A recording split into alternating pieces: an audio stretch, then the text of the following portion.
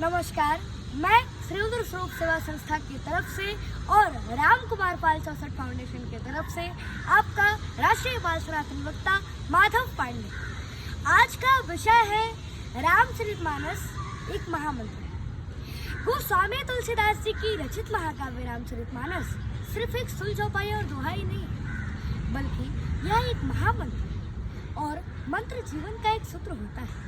मानस की एक चौपाई को जिसने भी अपने जीवन में उतार लिया, मानो उसका जीवन सफल हो गया। और यह अनुभूत बात है। मर्यादा पुरुषोत्तम भगवान श्री राम चारों वेद की ज्ञाता थे, फिर भी विद्या प्राप्त करने के लिए उन्हें गुरु वशिष्ठ के पास जाना पड़ा, गुरु की सेवा करनी पड़ी और उन्हें गुरु की आज्ञा का पालन भी करना पड़ा तथा गुरु की आज्ञा से जीवन का आधारशिला रखने हेतु विवाह तक भी करना पड़ा। लेकिन यह सब संस्कारों से आता है और संस्कार संतों का साचर्य से बनता है। अतः मेरे पृथ्वी पर के भाव भक्तगण अपने बच्चों को संतों का साचर्य देकर मानस की पंक्तियां मंत्रवत धारण करना चाहिए।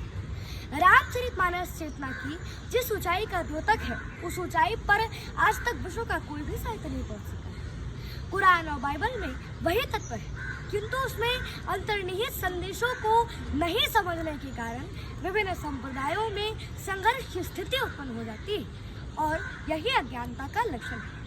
जैसे कि मिट्टी के किसी भी देवी देवता का आवाहन होता है और जब उसे मिला दे तो सब एक हो जाता है, किंतु मात्र बाहरी रूप अलग अलग है। अपने स्वरूप को मनुष्य केवल शरणागति से ही पहचान सकता है। अतः प्रेम पूर्वक भगवान नाम के स्मरण मात्र से ही प्रभु की कृपा प्राप्त हो सकती है। राम ही केवल प्रेम प्यारा और ना मिले हु जो जाने निहारा। गीता में अर्जुन का जो प्रश्न है, उससे भी ज्यादा ऊपर स्तर का प्रश्न मैया सती ने भगवान शिव शंभू से किया था। मन में जब संदेह रहता है तब प्रभु को पहचाना नहीं जा सकता। इसी तथ्य पर आधारित रामचरितमानस में कथा आती है कि जब प्रभु श्री राम माता सीता के वियोग में जंगल में भटक रहे थे, तब भगवान शिव शंभू प्रभु श्री राम जी के समीप जाना उचित नहीं समझे और उन्होंने दूर से ही भगवान राम को नमन किया कि जय सचिता नंद जग पावन और हंस कही चले मनोज न श्रवण। अर्थात कामदेव को नाश करने वाले भगवान शिव शंभू प्रभु श्री राम जी को देखकर सचितानंद की जय हो, सचितानंद की जय हो ऐसा कह करके वे वहां से चल गए। और जब मैया सती ने यह सब देखा तो वे माया के वशीभूत होकर सोचने लगी कि सारा संसार भगवान शिव की वंदना करता है, पूजा अर्चना करता है, तो आज ये भगवान शिव शंभू एक साधारण से राजकुमार को देखकर अपने इतने प्रसन्नचित क्यों है। भगवान शिव ने माता सती की अंतरात्मा की भावनाओं को भाव लिया और बोले कि हे सती, जो तुम्हारे मन अति संदेह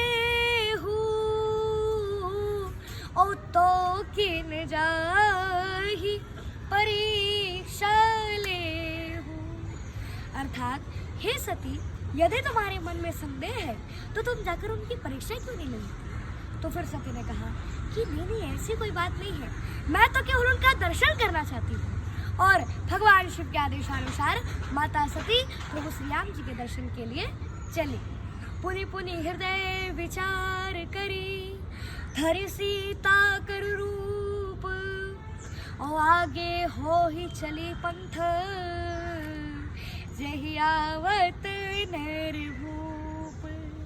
जिस रास्ते से पुनि पुनि हृदय विचार करी, मन में बार बार विचार किया कि भगवान है कि नहीं, ऐसा सोचकर माता सती ने सीता का रूप धारण कर लिया और आगे हो ही चली पंथा और आगे आगे चलने लगी जय आवत नरभूप। जिस रास्ते से मनुष्य के स्वामी प्रभु श्री राम आ रहे थे, उसी रास्ते से माता सती भी चले आ रही थी। प्रभु ने माता सती को पहचान लिया और दोनों भाई दंडवत प्रणाम किए और अपना परिचय देते हुए कहा कि हम अयोध्या नरेश राजा दशरथ जी के पुत्र राम व लक्ष्मण हैं। पिता की आज्ञा मानकर हम वनवास आए थे। मेरे साथ मेरी भार्या सीता भी थी, सो उसे रावण हरण करके लंका ले गया। अरे हम तो इस धराधाम पर लीला करने आए और आप इस जंगल में अकेले। विपिन अकेले फिरे गई है तू, और पिता शिव कहाँ है? भगवान राम ने तत्क्षण ही माता सती को संसार के हर स्त्री के प्रति अपराध मरते हुए कहा कि अतिवृष्टि भई फूट ही क्या रे, ओ भई स्वतंत्र बिगड़ ही नारे। अर्थात हे माता, जिस तरह से अतिवृष्टि होने के कारण खेत की क्यारी टूट फूट जाती है, टेढ़ी मेढ़ी हो जाती है, नष्ट हो जाती है, उसी तरह से संसार की हर स्त्री को स्वतंत्र नहीं होना चाहिए, और जो स्त्री स्वतंत्र हो जाती है उसका चरित्र बिगड़ जाता है।